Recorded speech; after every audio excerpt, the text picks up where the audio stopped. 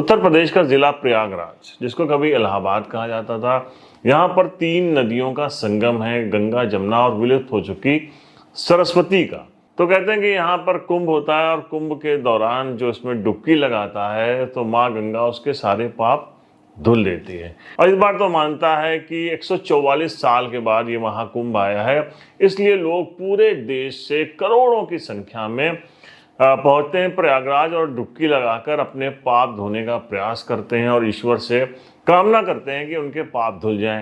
लेकिन प्रयागराज में 2 ऐसी घटनाएं हुई हैं जिसने सबको हिला दिया है। लोग सोचने पर मजबूर हो गए हैं और कहने को मजबूर हो गए हैं कि क्या इस तरीके से कोई भी अपने पाप धुल सकता है। पहली घटना तो हम आपको बताते हैं। झूसी एक थाना क्षेत्र पड़ता है प्रयागराज का।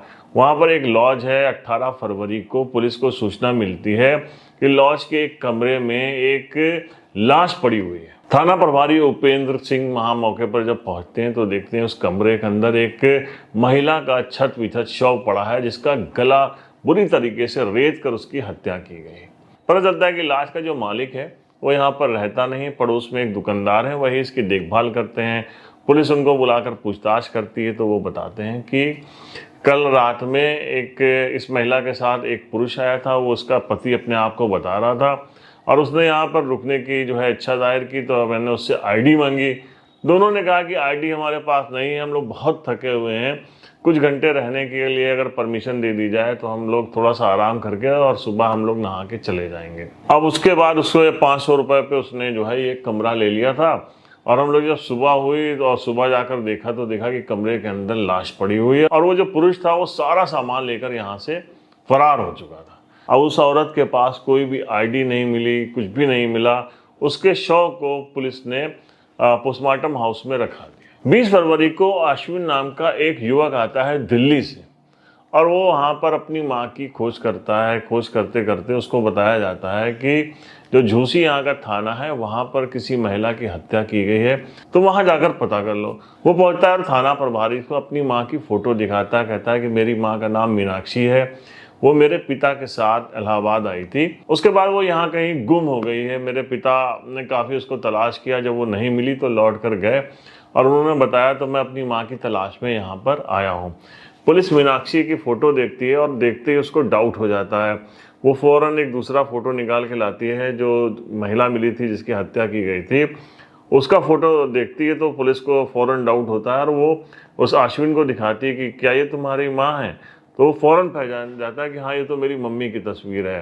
फिर उसको पोस्टमार्टम हाउस लेके जाते हैं, वहाँ पे लाश देखता है जब वो युवक और फूट फूट कर रोने लगता है और कहता है कि ये तो किसने मेरी माँ की हत्या कर दी। पुलिस अश्विन से पूछती है कि तुम्हारे पिता का नाम क्या है, तो वो बताता है कि मेरा पिता का नाम अशोक कुमार है, वो दिल्ली नगर निगम में नौकरी करते हैं। तो फ़ौरन पुलिस कुछ फुटेज जो उसने पहले से प्राप्त कर लिया था जहाँ पर वो लॉज थी आसपास से, जिसमें एक व्यक्ति दिखाई दिया था उनके साथ आता हुआ, तो उनको दिखाती है। तो कहता है कि हाँ यही मेरे पिता हैं। अब थाना प्रभारी उपेंद्र प्रताप सिंह अश्विन से कहते हैं कि तुम अपने पिता को फ़ोन करो और पिता से कहो कि माँ की लाश मिली है और तुम पिता को यहाँ बुलवाओ। अश्विन फ़ोन करता है और अपने पिता को बुलवाता है। उनके पिता आते हैं और देखते हैं और वो भी रोना शुरू कर देते हैं, लेकिन तब तक पुलिस उनको हिरासत में ले लेती है।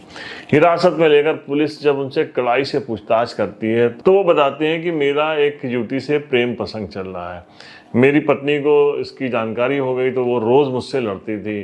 तो फिर मैंने प्लानिंग की कि क्यों ना अपनी बीवी को कुंभ लेके चलते हैं, जहाँ रोज़ बहुत सारी खबरें आती हैं कि बहुत सारे लोग खो गए हैं। कई बार मैंने मोबाइल पे भी दिखा कि हज़ारों महिलाओं के और पुरुषों की वहाँ पर तलाश की जा रही है। तो मैं एकदम प्लानिंग करके आता हूँ, इसकी सारी आईडी अपने पास रख लेता हूँ। फिर लॉज में ले गया था और लॉज में ले जाने के बाद मैंने इसका गला रेत दिया सोते वक्त और मैं वहाँ से इसको छोड़ के सारा सामान लेकर फरार हो गया, क्योंकि मुझे लगा था कि पुलिस इतनी भीड़ में कैसे वो शिनाख्त कर पाएगी, मुझ तक कैसे पहुँचेगी, और मैं वहाँ से फरार हो गया था। तो आप सोचिए महाकुंभ, जहाँ लोग इसलिए स्नान करने आते हैं कि उनके सारे पाप धुल जाएं, और वहाँ ऐसे लोग आते हैं जो ये प्लान करके आते हैं कि उसमें महाकुंभ में जो करोड़ों की भीड़ है उसका वो फ़ायदा उठाकर अपनी पत्नी का ही काम तमाम कर देंगे। इसी के साथ एक और घटना हुई है झारखंड की। झारखंड में एक युवक है, वो अपने सास ससुर को लेकर आया कुंभ में, महाकुंभ में स्नान कराने के लिए, अपने पाप धोने के लिए, और अपनी एक 65 साल की माँ को एक कमरे में बंद कराया था। उसकी माँ 2-3 दिन तक भूखी प्यासी रही। जब वो भूख से बेहाल हो गई तो चिल्लाने लगी, तेज तेज चिल्ला के रोने लगी। किसी पड़ोसी ने उसकी आवाज़ सुनी, आसपास के लोगों को बताया, पुलिस बुलाई गई। पुलिस जब दरवाज़ा तोड़ के अंदर घुसी तो देख के सभी की आंखों में आंसू आ गए, क्योंकि वो जो उसकी माँ थी, वह की संजू देवी, वो फूट फूट कर रो रही थी और एक प्लास्टिक पड़ी थी, भूख के मारे वो प्लास्टिक को चबा रही थी। उसको पुलिस ने फौरन हॉस्पिटल में एडमिट कराया और उसके बाद उसको खाने पीने की ताकत की चीज़ें, दवाइयाँ दी जा रही हैं। लड़के से फ़ोन करके पूछा गया तो उसने कहा कि मैं चूरा दे आया था अपनी माँ को कि वो चूरा खाएगी।